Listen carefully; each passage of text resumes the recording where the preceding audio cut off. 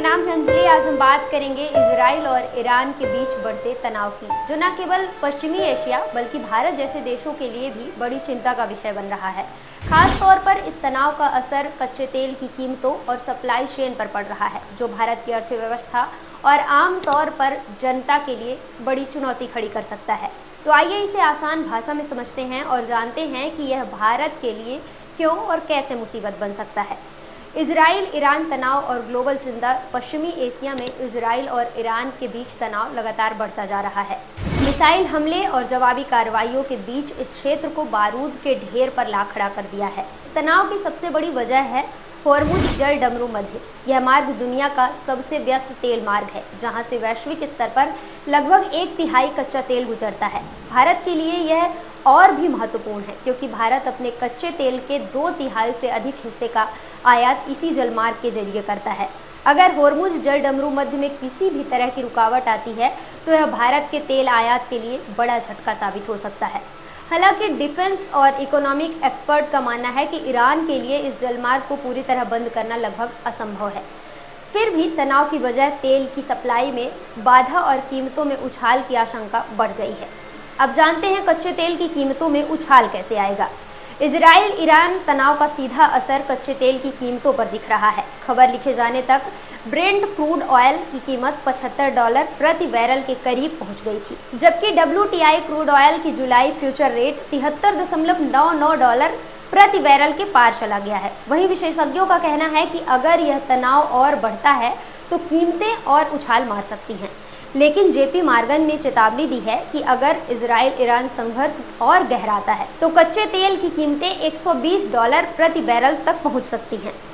यह भारत जैसे तेल आयातक देश के लिए बड़ी मुसीबत बन सकता है। ऊंची कीमतों का असर न केवल पेट्रोल डीजल की कीमतों पर पड़ेगा, बल्कि यह महंगाई और चालू खाता घाटे को भी बढ़ावा दे सकता है। अब जानते हैं भारत पर कच्चे तेल की कीमतों का असर क्या है। भारत अपनी जरूरत का 80% से अधिक कच्चा तेल आयात करता है। रोजाना करीब 37 लाख बैरल कच्चे तेल की खपत होती है। ऐसे में कच्चे तेल की कीमतों में बढ़ोतरी और सप्लाई में रुकावट भारत के लिए कई तरह की मुश्किलें खड़ी कर सकता है। आइए इसे विस्तार से समझते हैं। इसका सबसे पहला असर पेट्रोल डीजल की कीमतों में इजाफा है।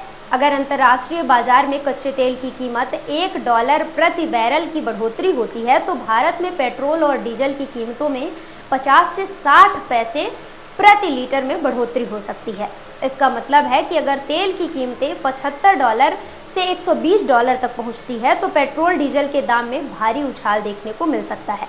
पेट्रोल और डीजल की कीमतें कई कारकों पर निर्भर करती हैं, जैसे अंतर्राष्ट्रीय क्रूड ऑयल की कीमत, उत्पाद शुल्क यानी एक्साइज ड्यूटी, राज्यों द्वारा लगाया जाने वाला वैट, रिफाइनरी कास्ट और डीलर कमीशन। हालांकि यह जरूरी नहीं है कि क्रूड ऑयल सस्ता होने पर पेट्रोल और डीजल के दाम कम हों, लेकिन कीमतों में बढ़ोतरी का असर ज़्यादातर मामलों में देखने को मिलता है। महंगाई का जोखिम। पेट्रोल और डीजल की कीमतें बढ़ने से ट्रांसपोर्टेशन कास्ट बढ़ेगी। इसका असर जरूरी सामानों जैसे खाद्य पदार्थों, दवाइयों और अन्य वस्तुओं की कीमतों पर पड़ेगा। इससे महंगाई बढ़ने का खतरा है, जो आम जनता की जेब पर भारी असर डालेगा। शिपिंग और सप्लाई का असर। अगर होर्मुज जल डमरू मध्य में रुकावट आती है तो शिपिंग कंपनियों को वैकल्पिक रास्ते अपनाने पड़ सकते हैं। ये रास्ते लंबे और महंगे होंगे, जिससे माल ढुलाई की लागत और डिलीवरी का समय बढ़ेगा।